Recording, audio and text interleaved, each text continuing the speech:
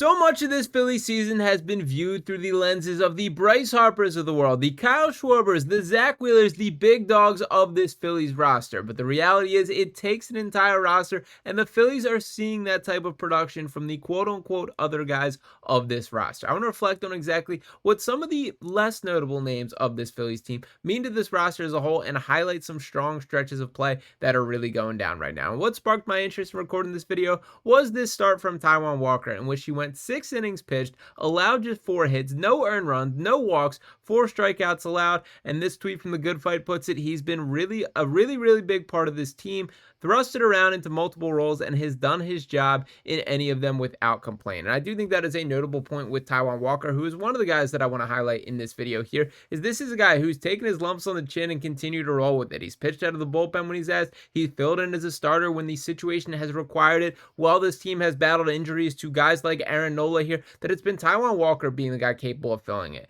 And he has been legitimately good. A stretch of play that I thought was impossible for Taijuan specifically, but to highlight this on the season as a whole, that all-star Taijuan Walker stats you aren't ready for, Taijuan Walker has allowed 3 earned runs or less in all but 2 of his starts this year. That's out of 12 starts, that in 10 of the 12 that he's allowed 3 earned runs or less. Out of the bullpen, he has not allowed an inherent runner to score, quietly having a valuable season with a 1.0 B WAR here. I think this is important for this Phillies team. The reason that I say that here is Taijuan Walker is still under contract next year as well. $18 million that he is due. With all these pitching, I guess, pieces of the puzzle coming together, with Andrew Painter's future looming, and by the way, not looking too hot in the minors right now, not a reason to panic. This guy is still young, still in his first year back from Tommy John surgery, but at least putting a little bit of a note in that. I do think the expectations for Andrew Painter being a difference maker for this Phillies team for this postseason run are a little out of the question, certainly right now, and honestly, I kind of think we're from the beginning. I think we were trying to talk ourselves into that role, and the Phillies gave us plenty of evidence to that. Dave Dombrowski himself saying July-ish as the target date. Well, we have started up August,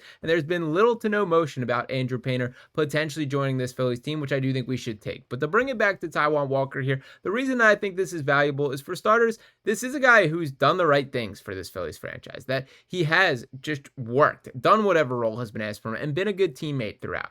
And Brandon Marsh, who's a guy that I'm going to highlight on the second part of this video here, are 2 guys that really stand out to me, that anytime there is that camera cut to the Phillies dugout, it feels like it's Taijuan Walker and Brandon Marsh constantly on the top step, cheering guys on. Things like this from Brandon Marsh, pointing at Max Kepler out there after he hits a double, and a ton of other opportunities with this. But for Taijuan Walker specifically here, who is very much right in that same vein of good character, of a guy that is going to bring that effort level even when the production has not matched on the field, I think this helps in a lot of ways.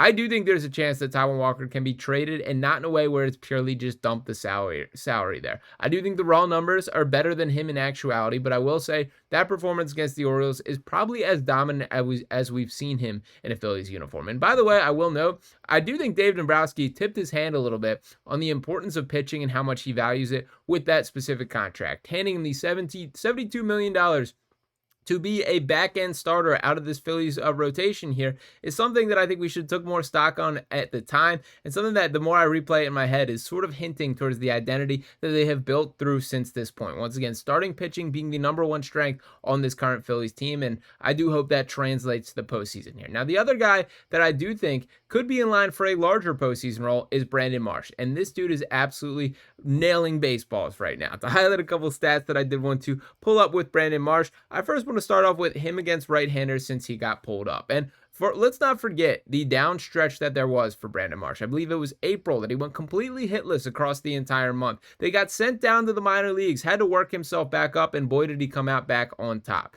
Since the start of May 3rd, or since May 3rd, when he returned from the injured list and rehab list there, Brandon Marsh is slashing .321, .382, and .488 against right-handed pitching. That's 189 at-bats there. But it is not just exclusive to right-handers, which has been the biggest knock on Brandon Marsh. Not just the strikeouts, but him really struggling against left-handed pitching. Well, looking at it in its entirety here, that since June 1st, which is 52 games that Marsh has played in, he's slashing .304, .352, .459 with an .811 OPS there. 4 home runs and 14 RBIs across this stretch, a .124 WRC plus there. It wasn't a pretty start to the season, and he didn't have hits the entire month of April, but he's really heated up as of late. And just to put that into context for how impressive that is, that the highest OPS on the Phillies since May 1st Kyle Schwarber, number 1, unsurprisingly. Bryce Harper, number 2, unsurprisingly. And Brandon Marsh in third there. That's really impressive stuff. Now, the biggest compliment that I can give to Brandon Marsh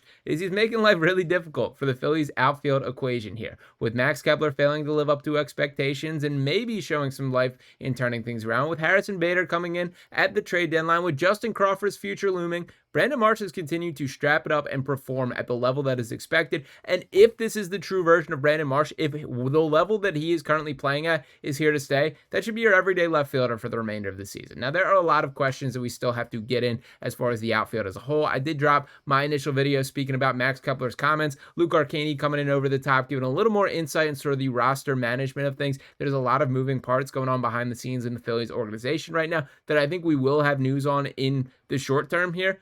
But one thing that I do think is clear is Brandon Marsh is a staple of this Phillies team. And no, it may not always show in the box score here, but the energy that he brings, the teammate that he is, the life of the locker room that he essentially has become, him and Edmundo Sosa, Taijuan Walker as well, those are all things that matter for the greater picture of this Phillies organization and for having a chance at achieving a World Series. I understand you cannot quantify those type of qualities there. These are guys that are vibes guys, that both these guys I think fit that complete category.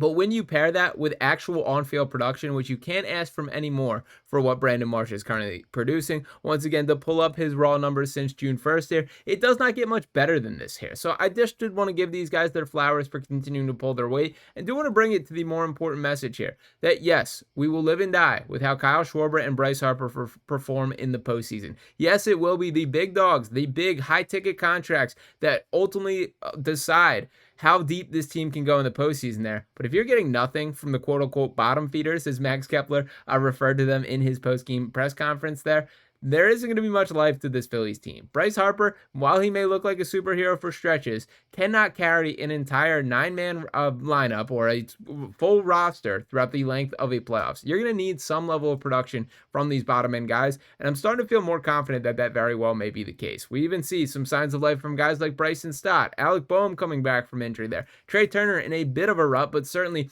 in the midst of his best season as a Philly to this point. There's a lot of reason for excitement, and that does not even factor in some of the more supplementary pieces. The Otto Kemps of the world, Weston Wilson, we will see what his role will be.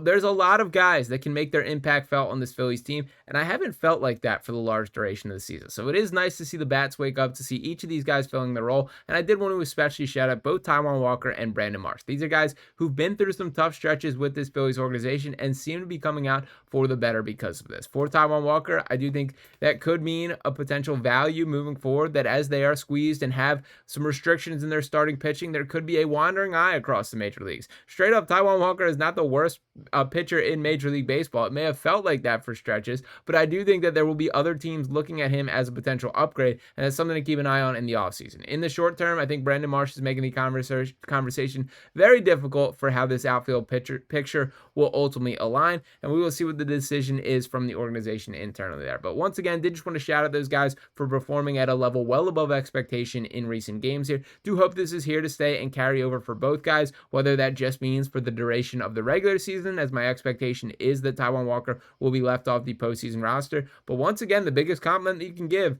is making things difficult. And if Taijuan can make that an actual decision by the Phillies of should he or should he not be left onto that final playoff roster there, that is a credit to the way that he performs during this final stretch here. He's in the midst of a really strong stretch, and I certainly hope he helps carry them to the finish line. We will see how things go down from here, but would love to hear from you guys in the comments.